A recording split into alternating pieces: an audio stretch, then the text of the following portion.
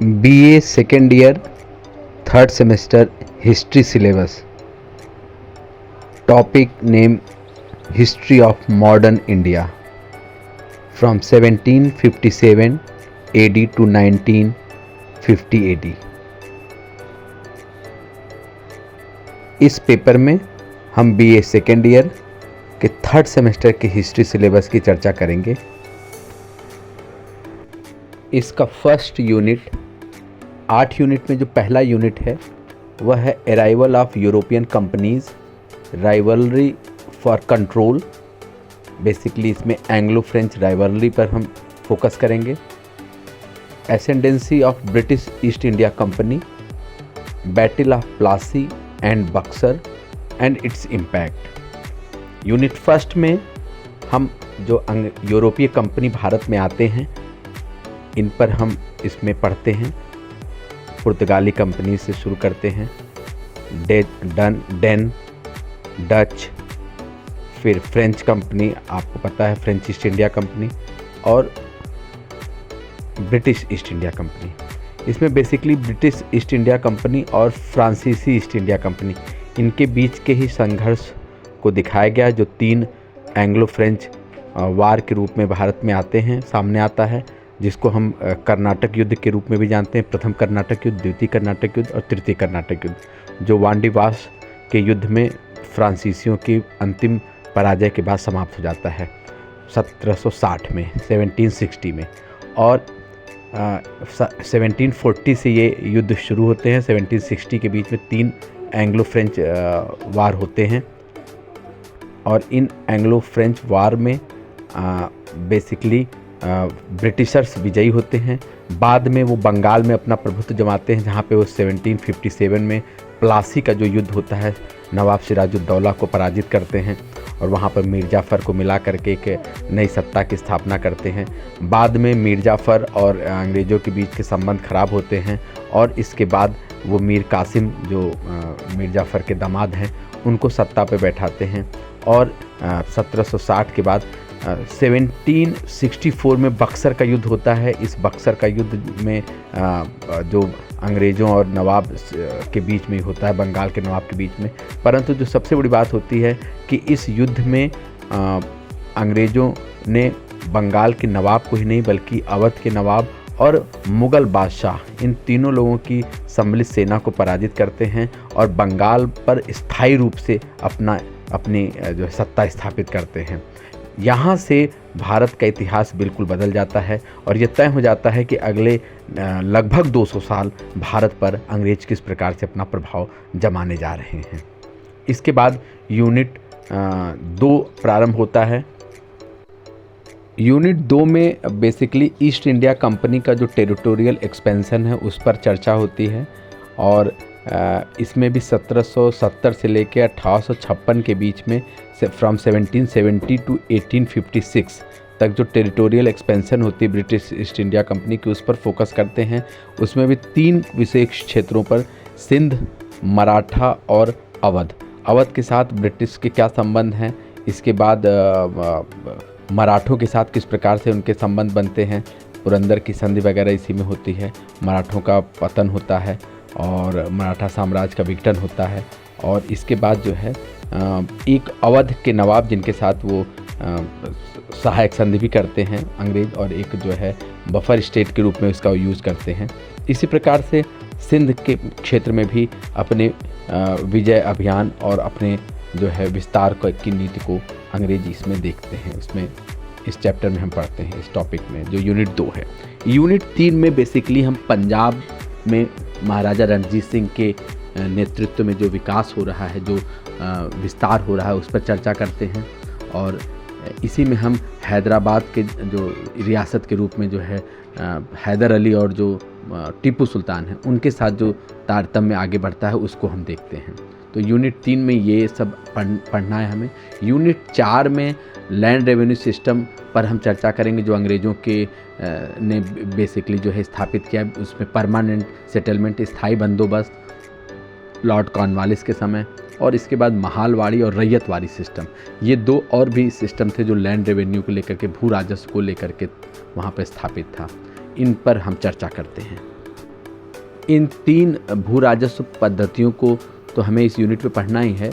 इसके साथ ही साथ हम इसमें इंडियन रेनेसां जो भारतीय पुनर्जागरण का कालखंड है उसको पढ़ते हैं। उसमें जो सुधार होते हैं बेसिकली राजा राम मोहन राय के नेतृत्व में उसको, और जो उस समय अन्य रिवाइवल मूवमेंट चल रहे हैं भारतीय धर्म सुधार आंदोलन के रूप में, जो भारतीय समाज में जो सुधार के आंदोलन चले हैं उन सब पे हम अध्ययन करते हैं।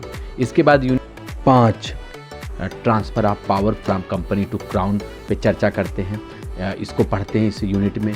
इसमें किस प्रकार से ईस्ट इंडिया कंपनी से सत्ता जो है 1857 की क्रांति के बाद जो है महारानी के हाथ में आ जाती है, या ये कहें कि ब्रिटिश क्राउन के हाथ में आ जाता है। इस पे हम चर्चा करते हैं। इसको हम अध्ययन इसमें करते हैं। इसके साथ ही साथ हम इसमें लॉर्ड लिटन, लॉर्ड रिपन और लॉर्ड कर्जन के जो प्रशासनिक या जो वो उनकी दृष्टि से जो सुधार है उसका अध्ययन इसमें करना है कि उन लोगों ने किस प्रकार से अपनी ब्रिटिश हुकूमत को बनाए रखने के लिए वो जो प्रयास करते हैं, और उसके बीच में भारतीयों द्वारा किस प्रकार से अपने स्वतंत्रता आंदोलन को प्रारंभ करने के लिए किस प्रकार से वो अपनी बातें रखते हैं और उसमें क्या क्या उनको प्राप्त होता है। इन सब का मिला जुला अध्ययन इस टॉपिक में हम इस यूनिट में हम करते हैं।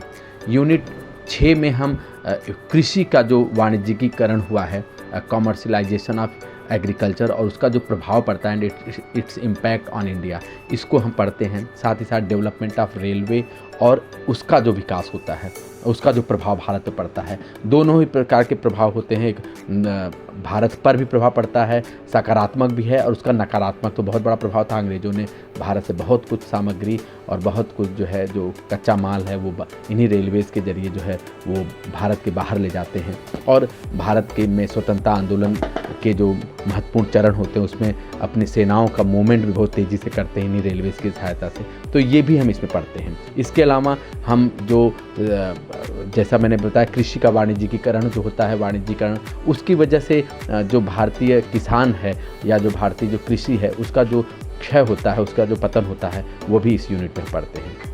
यूनिट 7 में हम एजुकेशन के डेवलपमेंट पर चर्चा करते हैं, उसको हम पढ़ते हैं। उसमें हम देखते हैं कि किस प्रकार से लॉर्ड मैकाले या उसके पहले जो अन्य ओरिएंटलिस्ट हैं उनके समय में भी जो सुधार होते हैं। फिर 1813 का जो चार्टर एक्ट आता है उसमें किस प्रकार से शिक्षा को लेकर के बातें कही गई हैं, या फिर लॉर्ड मैकाले का जो मिनट्स आता है उस पर वुड्स का डिस्पैच है, और आगे चलकर फिर जो कमीशंस आते हैं भारतीय शिक्षा को लेकर के, इन सभी की चर्चा हम इस यूनिट 7 में करते हैं।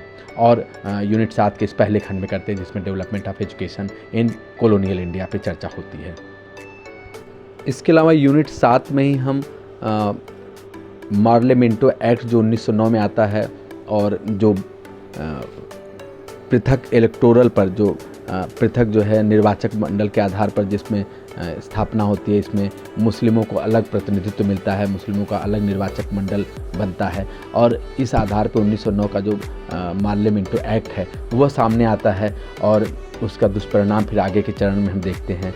वो ये एक्ट भी हमें इसी यूनिट पे पढ़ना है। इसके अलावा भारत शासन अधिनियम 1919 जिसमें द्वैध शासन की व्यवस्था बनती है वो पढ़ना है, और 1935 का भारत शासन अधिनियम जो विशेष रूप से जो भारत का जो आज का संविधान है उसकी बहुत से कुछ स्रोत जो है वो 1935 का एक्ट है, और इन सब को हम इस यूनिट में पढ़ते हैं।